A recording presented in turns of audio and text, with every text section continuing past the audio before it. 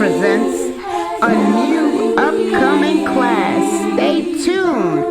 Sacred Bonds by Darrell Abdullah Kirk. Yes, Sacred Bonds, navigating the depths of Muslim matrimony and the family. You don't want to miss this one. Please stay tuned. Streaming on all major platforms right here on Sunnahfollowers.net.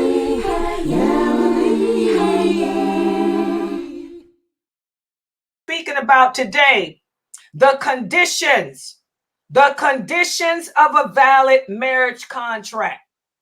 Okay, and again, tonight, Brother Hani focused on the witnesses, where I'm going to review all the conditions from the authentic Sunnah. In order for a marriage to be considered valid, these conditions must exist. And let's start with the first one here.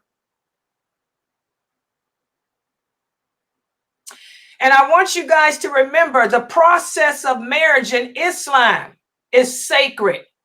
Everything, all of our rituals, all the things that we do in Islam are sacred. It's not a joke, in other words. Marriage is not a joke, okay? Divorce is not a joke. You know, everything, the guidelines have been put in effect for us by Allah, okay? And we have to honor it. Nowadays, Muslims are not getting married in accordance to our traditions. And we wonder why we have a high divorce rate. We want to know why we end up with bad relationships, because we're not following the guidance that Allah has given us for marriage. And we have to understand that the guidance was set for us for our betterment. The guidance was set for our betterment. And when a man intends to propose to a woman, you don't go to the woman. You're supposed to approach her guardian. That's the first thing that I want to talk about.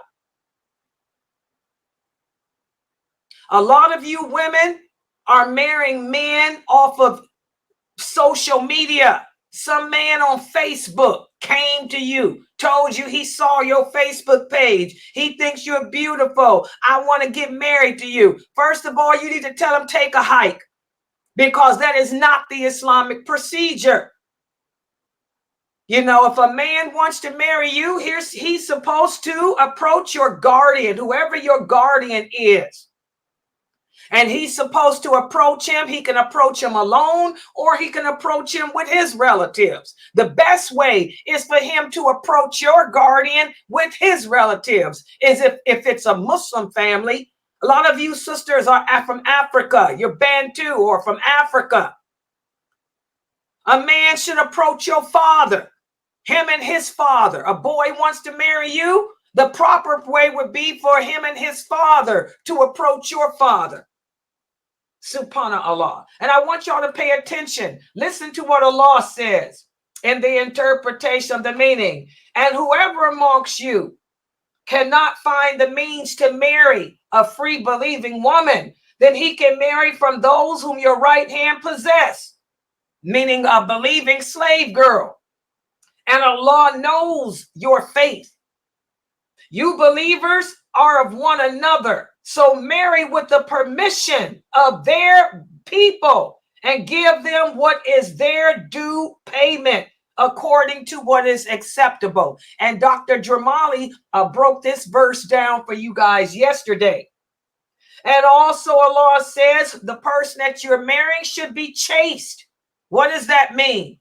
That means not a Cardi B, not a Nicki Minaj. She should be a woman of modesty. A woman that doesn't date. And also for a man who doesn't date, a man who doesn't play the field, a man who lowers his gaze, a man who dresses the way Allah commands. Okay? Not people who are dating and having sex with each other or taking secret lovers. You know, secret lovers. Oh, yeah. But once they are sheltered in marriage, if they commit adultery, then for them is half the punishment for free people who do. And we can stop there because we're not going into that type of discussion today. So here Allah is an example of how Allah gives us the guidelines as to how to go about getting married. Okay, and it all begins with a proposal. Okay, now a lot of sisters ask, can a woman propose to a man? Yes, we're going to talk about that in a minute. Okay, but it should be the man approaching your guardian, not you. Just like if the woman was to propose to the man, you wouldn't approach him. It would be somebody on your behalf. Like when Khadija, radiallahu anha, she sent her servant to make the proposition to the Prophet Muhammad. She didn't approach him herself. We have to have some haya, some dignity, some modesty about ourselves. All right. And also we have many hadiths where our Prophet Muhammad sallallahu alaihi wasallam gives advice, on how to marry. And also he emphasizes the proposal and the importance of seeking the guardian's consent and following the established rules of Islam.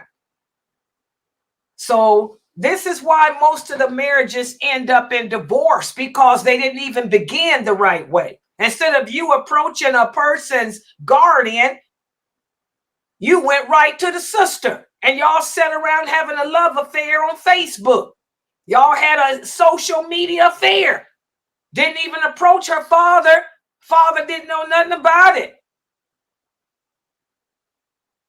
Okay, and we have a sister here asking about this same hadith that American Muslims get twisted. When the Prophet sallallahu alaihi wasallam talked about marriage being half your religion, that hadith does not mean just because you got married and had sex, Allah is going to now send the knowledge of Islam to you. That's ludicrous. That statement is part of a long khutbah that the Prophet gave, whereas a companion asked him, O Prophet of Allah, what are the two sins that the people will be punished the most for? The Prophet sallallahu alaihi wasallam said most of the people will be in hell because of failure to control their tongue. They used to go around backbiting, slandering people, gossiping, lying on people. And another reason why the majority of people will be in hell is because they couldn't control their private parts. They were having sex out of wedlock, like we see today. The Prophet said that there's an easy way. This is the hadith, Sister Vanessa. The Prophet sallallahu alaihi wasallam said there's an easy way to prevent yourself from going to hell because of sex. All you got to do is get married. If you get married, you can have sex with your husband, sex with your wife, and then you can focus on the second reason why people will be in hell, your tongue. That's what that hadith means. That hadith does not mean just because I'm married and having intercourse, now I'm a scholar. That is stupidity that Western American Muslims, because they don't understand the religion, have made up. Any imam that's telling you that if you get married, half the religion of Islam is going to fall upon you, you need to run away from him. He ain't no good imam. Because a good imam will tell you when you become Muslim, the first thing you need to focus on is what it means to believe in Allah. How does he know you got a sex problem? That hadith is for people who have a sex problem. And it goes on where the Prophet said, and for you young men who cannot afford to get married, you need to fast. That's what he said. He was talking to the young brothers. He said, you want to have sex.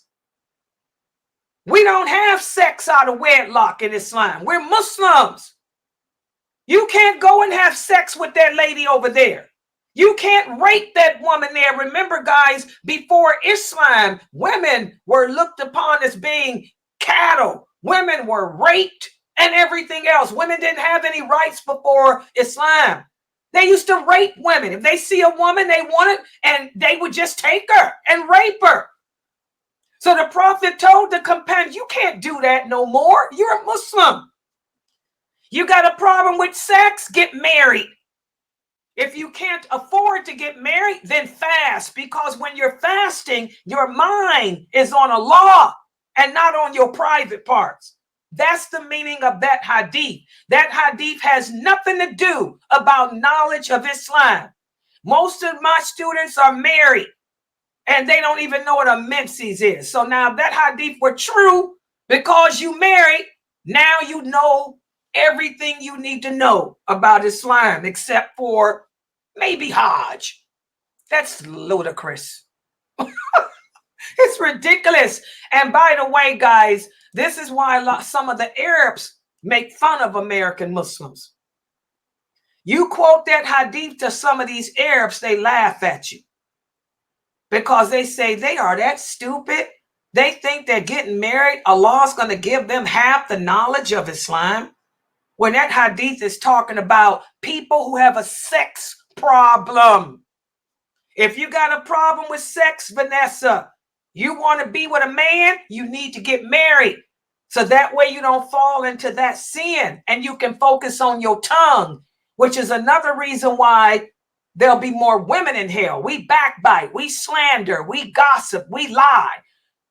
So if I have sex, get married, I can have a man I can have sex with. All I can do is focus on controlling my tongue. I ain't got to worry about the man next door seducing me. Y'all understand that hadith now? That's what that hadith is talking about. It's not talking about knowledge. It's talking about the two number one reasons why there'll be a lot of Muslims in hell. They couldn't control their private parts, or they couldn't control their tongue. Sex. It's all about sex. All right.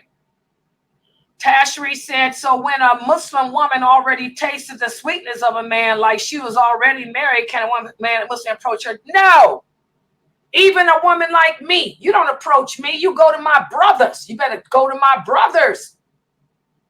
No, that's not the way we do things in Islam. You know, you have to go to the woman's guardian, even if she's previously married. That's my honor.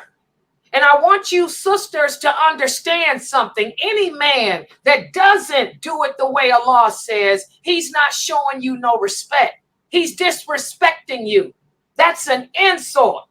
For a man to call me on the phone, or a man to message me on Facebook, it's like you've stabbed me in my heart because you're treating me like a kafir. I'm not a kafir woman.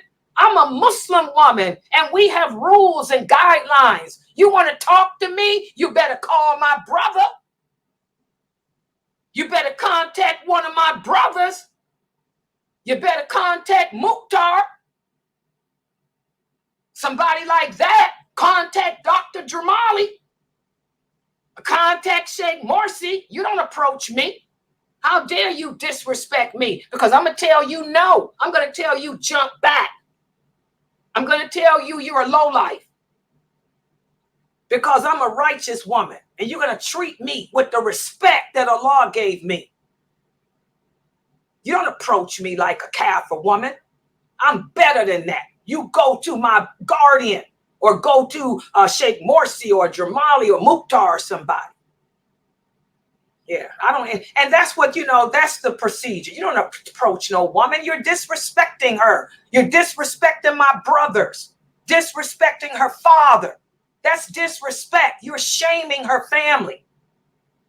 So it doesn't matter if I've been married before or not. Give me the honor and give me the respect that Allah said I'm entitled to. Do you sisters understand that? You sisters have to make these brothers understand that you ain't no kafir. You're a Muslim. You're a woman of dignity. You can't give me my rights before marriage. How are you going to give it to me after? Yes, exactly. So, we have to follow the Islamic customs. We have to follow the Islamic traditions. And it all begins with approaching the guardian of the woman, whether she's been previously married or not, approaching her guardian. Okay? Yes. So brother, yes, the people that every brother that was interested in Layla, that was decent, approached my brothers or somebody in my family or Dr. Jamali. Oh yeah. Or Morsi. Sheikh Morsi. You don't approach me. Exactly. Okay. Also, another right is that you have the right to see who you marrying. There's a misconception that a lot of Muslims have. They think that we marry, we have these arranged marriages. No, you have to see me. I have a right to see you.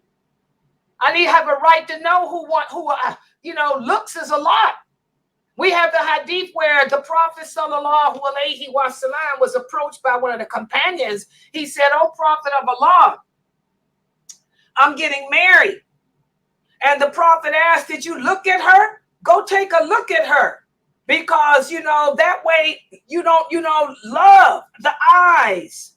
The eyes is like the arrow to the heart. You might like what you see, and that can help, develop love and affection between you. And that's another dalil that a woman doesn't have to cover her face. Because if I had to cover my face, if covering my face is an obligation and half the men in my city done seen me, that's pretty bad. Okay? So even for you women that wear niqab, you got to take them niqabs off. So those brothers have a right to see what they're getting. That doesn't mean look at your breasts, look at your behind, or none of that.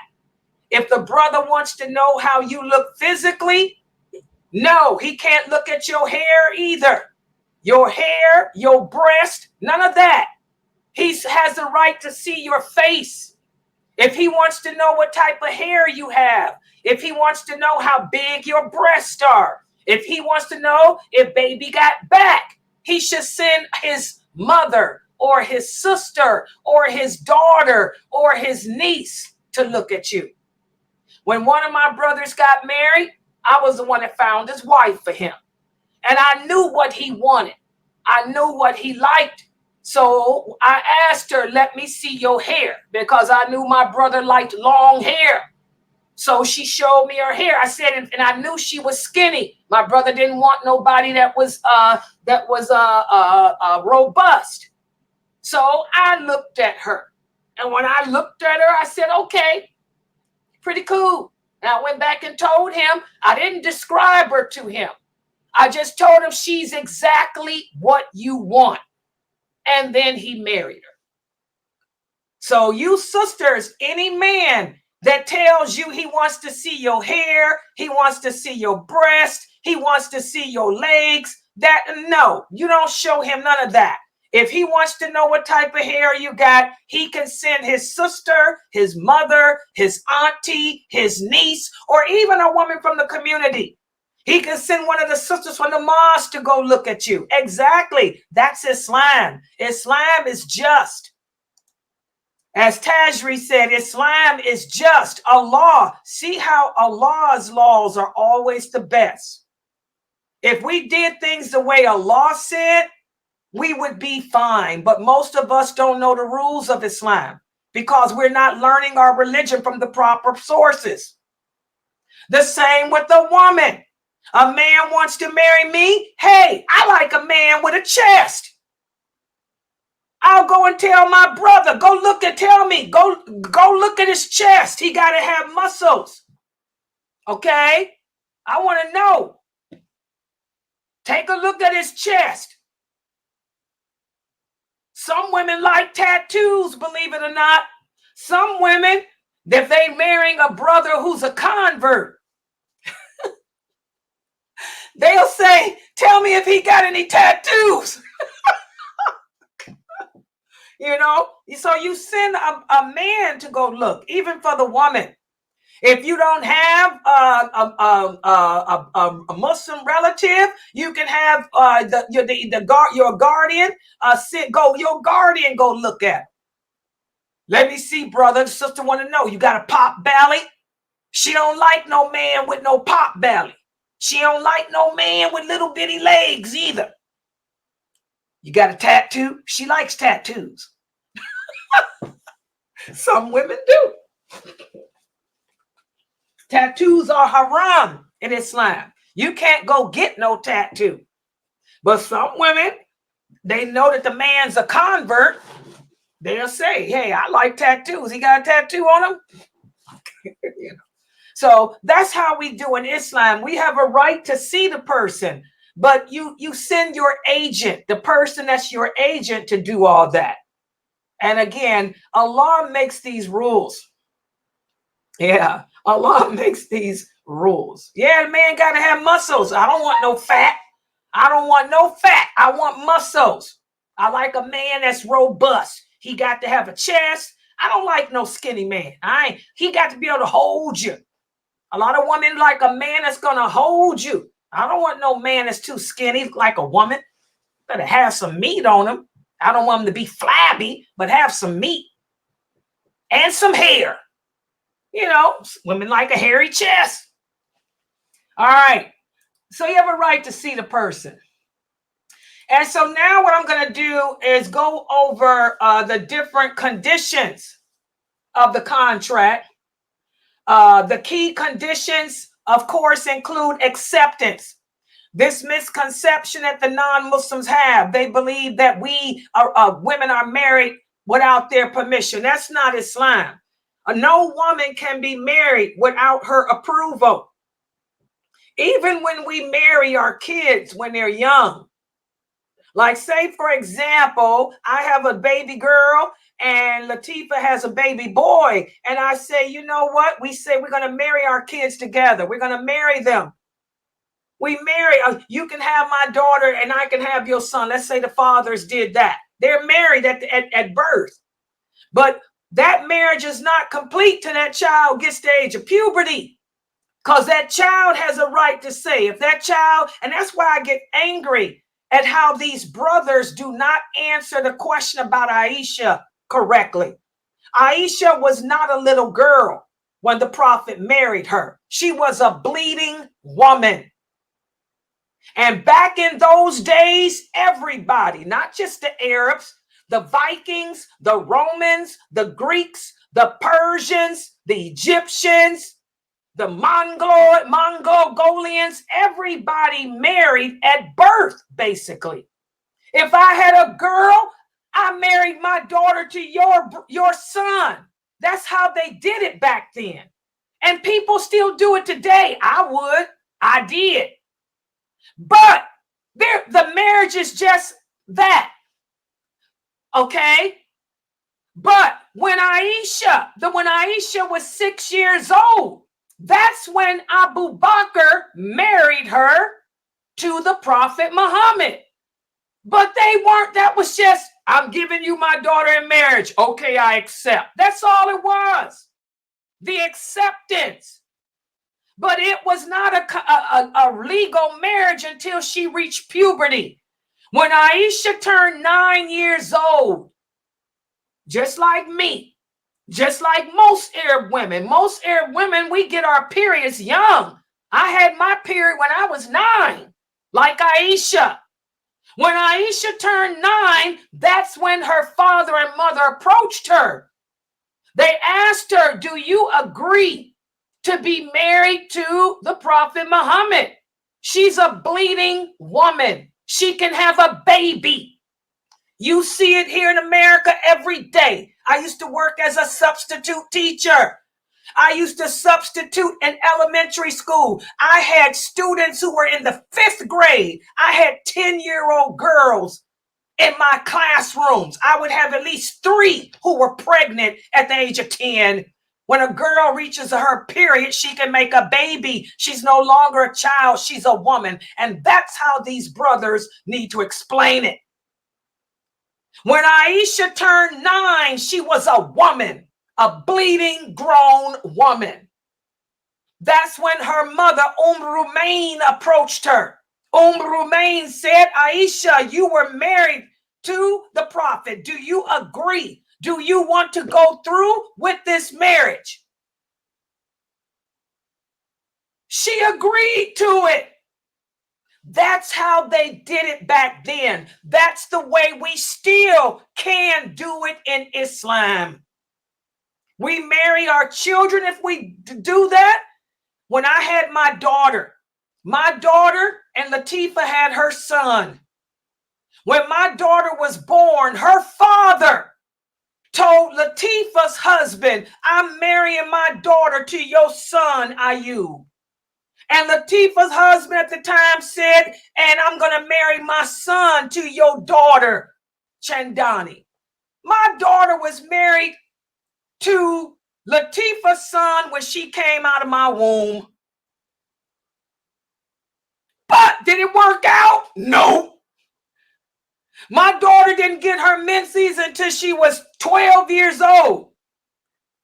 She told me, Ayub is like a brother to me. I can't marry him.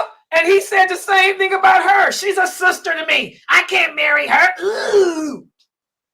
And they went their separate ways. So it never works out here in America. It don't work out. But that's what happened. The prophet married Aisha at the age of 6. So what? But the marriage was not consummated until she agreed to it and she accepted it. And she was 9 and she was a grown, bleeding, menstruating woman, just like Layla was. And by the way, I got married at 14. Hello. When I turned 9, I told my mother I want to get married. My mama said, not here. You can wait till you older. But not at 9. I got married at 14. And my husband was 13 years older than me. Hello. So what's wrong with that? You brothers have to learn the deen and learn how to explain stuff better. You ain't got to go through that King Edward stuff. You ain't got to go through that. If these people are too ignorant to know the difference between promising somebody in marriage and actually going through with it, there's something wrong with them. Don't waste your time with that. All right. So the woman has to accept. We do not marry anyone against their will. It's haram to marry a woman against her will. Every girl has to give her consent. And by the way, guys, before Aisha, radiallahu anha, was married to the prophet, she was already engaged to someone else. Did y'all know that? I think it was Abu Lahab's son. She was engaged to one of Abu Lahab's sons.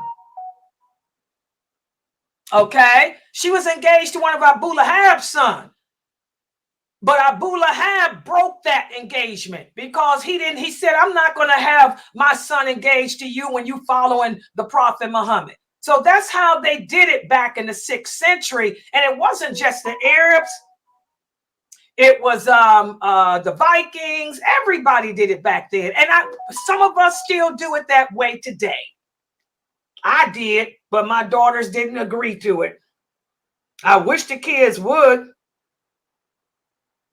I wish the kids would agree, but they don't. You know, they want to, oh, he's like a brother to me. I can't be with him. You know, they would have had pretty kids too.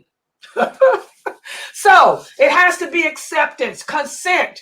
The consent must take place. And also the consent must take place in the presence of at least 2 male witnesses. And Brother Hanif talked about that.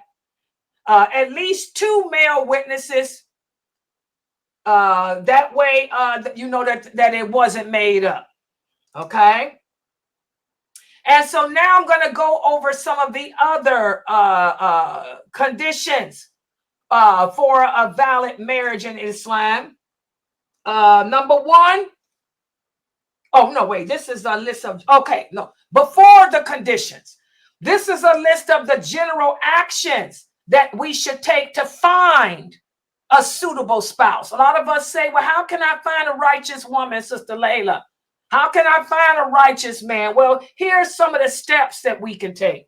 Number one,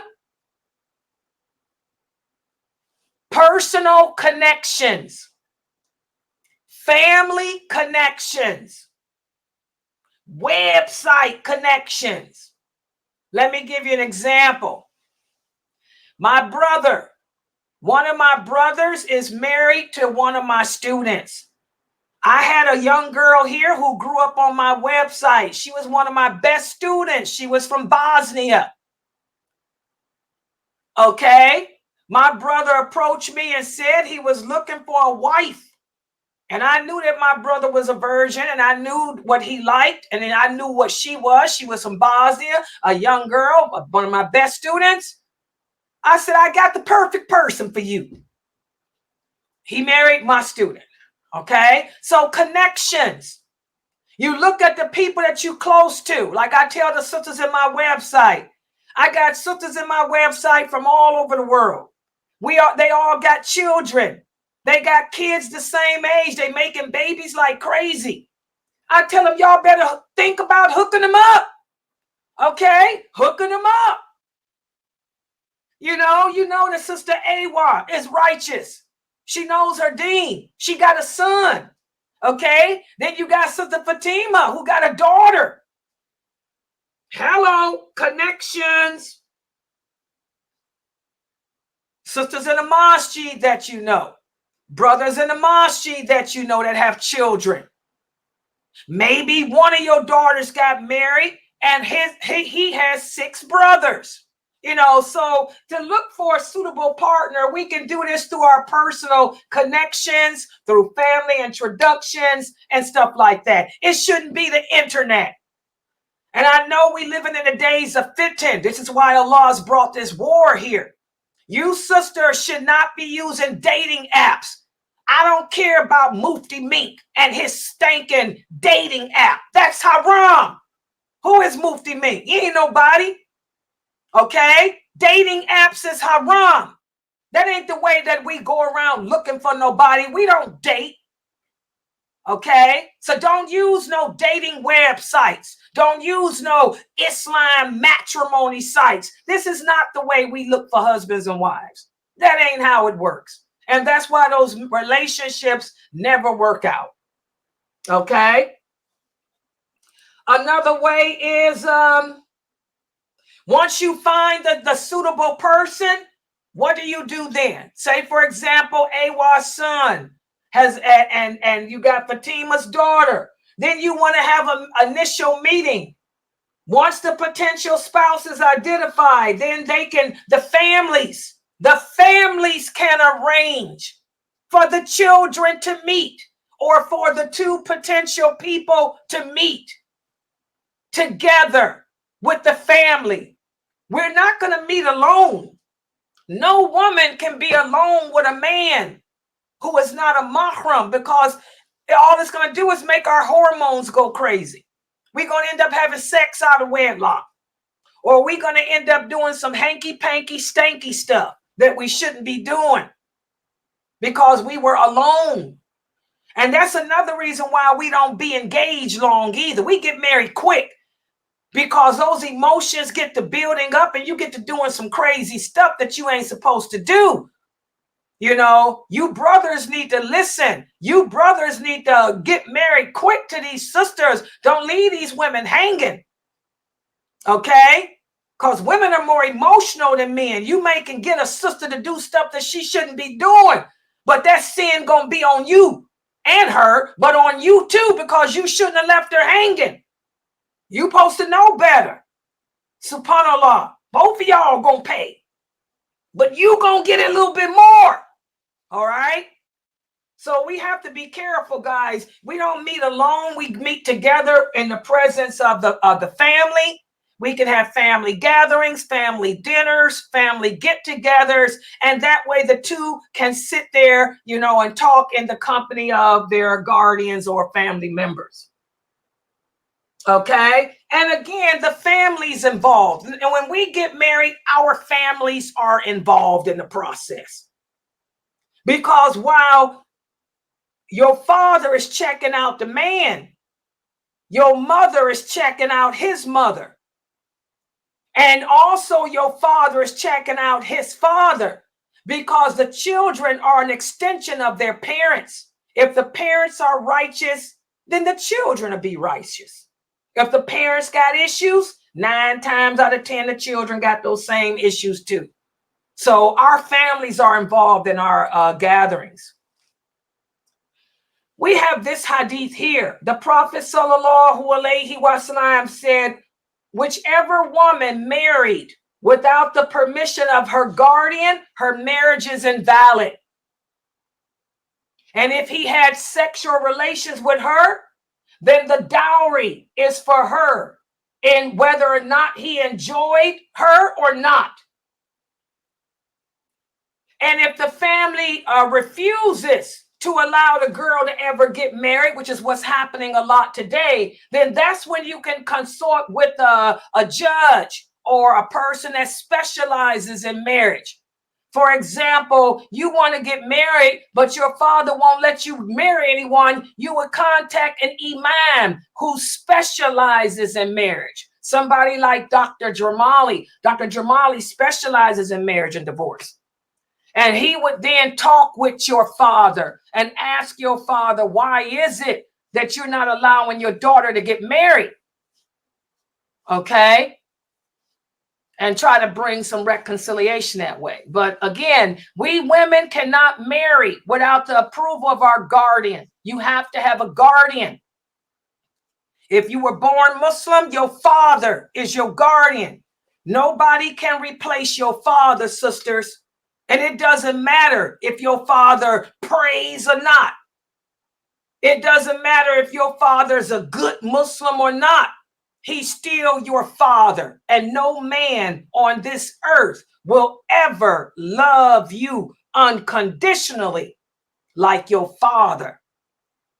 So you can't replace him as your guardian, period. All right? That's for you virgin girls. All right? Also, again, our everything that we do, our marriages, divorces, everything is based on what Allah says and what the Prophet sallallahu alaihi wasallam says. So again, the woman has to have a guardian to represent her. And as Brother Hanif talked about, the guardian must be Muslim. If it's your father and you were born Muslim, or if it's your father and he's Muslim and he's your guardian, period. Okay. And if both the parties agree to the marriage, then that's when we move on to the next requirement, which is a dowry. There is no marriage without a dowry. The dowry is not for your father, it's for you. We don't sell our daughters. The dowry is for you as a woman. And the purpose of the dowry is for you to have something to fall back on in case the marriage doesn't work out. Say, for example, you and him get married and say he gets killed or something. The dowry is for you to have something where you can reestablish your life. Or say, for example, you and him get married and he decides that he don't like you. He's going to divorce you. That dowry is what you use to get you a car, get you an apartment, or whatever you need to restart your life. And the dowry is decided with the help of your father and your family. The girl's dowry is decided with the help of her family. And I'm speaking about women, girls who've never been married. Now, of course, everything is different if you are an experienced woman like me. My brothers can't tell me nothing. You don't tell me what my dowry. Boy, please, you better get up out of here. I know me. Okay, so it's different for us women of experience. But I'm speaking for a lot of you young girls who are never been married before. Okay. And we have this hadith here, whereas a woman came to the Prophet sallallahu alaihi wasallam and offered herself to him. Now, this hadith is a little different. Look at this hadith. This woman came to the Prophet sallallahu alaihi wasallam and offered herself in marriage to him. And when the companion who's telling the story said this, his daughter said, wow, astaghfirullah, did this woman not have any shame? It's shameful. What woman would offer herself to a man? And Anas had to tell his daughter, he said, wait a minute, this wasn't just any man. This was the Prophet Muhammad. He wasn't like any man.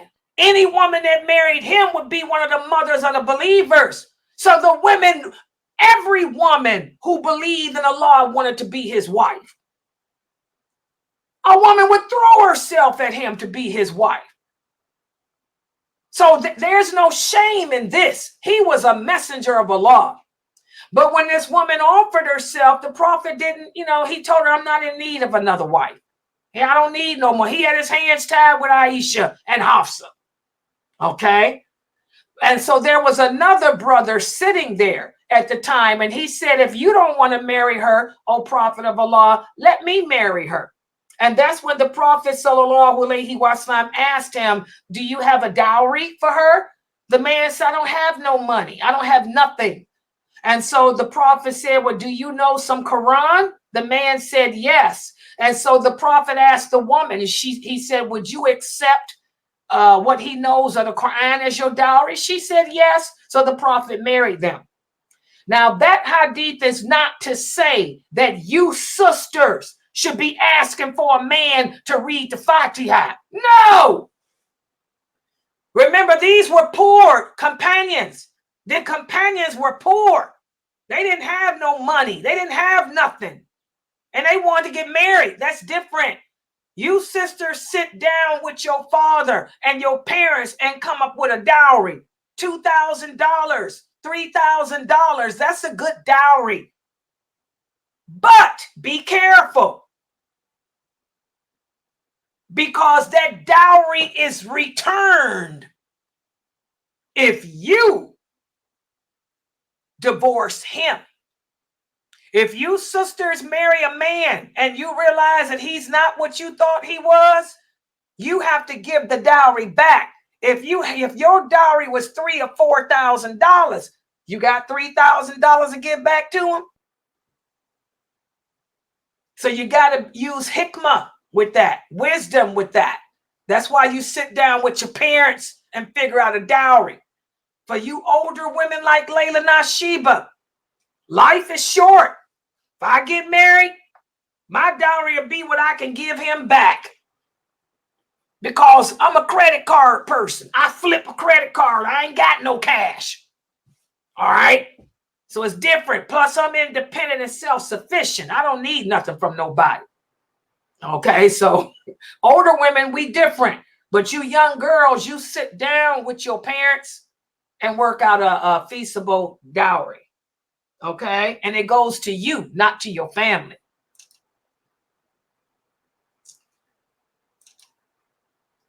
And Allah mentions the dowry in the Quran. Allah says in the interpretation of the meaning, and give the women upon marriage their bridal gift graciously. But if they give up willingly to you any part of it, then take it in satisfaction. So the woman can also give her dowry to the man if she wants. I wouldn't, but hey, whatever. So this verse here emphasizes the importance of giving women their dowry and giving it to them in a nice way, a nice manner. And so also, everybody needs to understand that the marriage in Islam is a contract. It's a legal contract that allows a woman and man to be together legally. Okay? And whatever you want, it should be put in that contract. The contract is important. A lot of women in the West, you get married and you don't care about a contract. And then you want to know why your husband won't let you work. It should have been in your contract.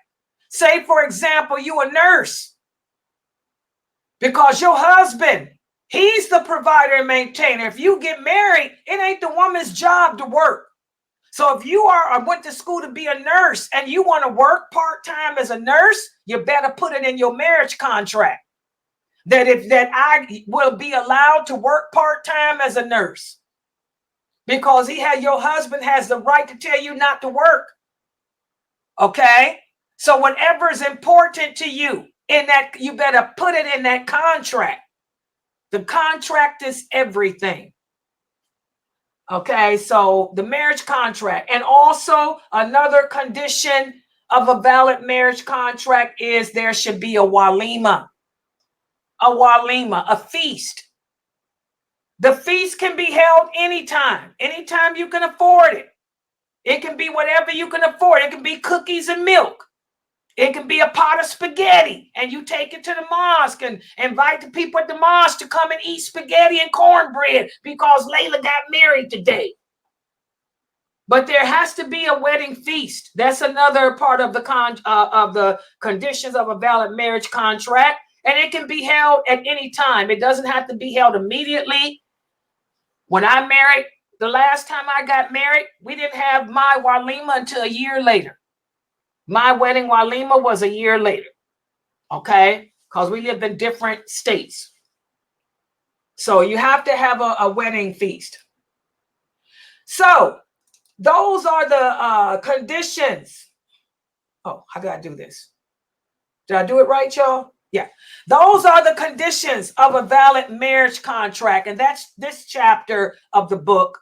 I'm going to stop right here. Are there any questions or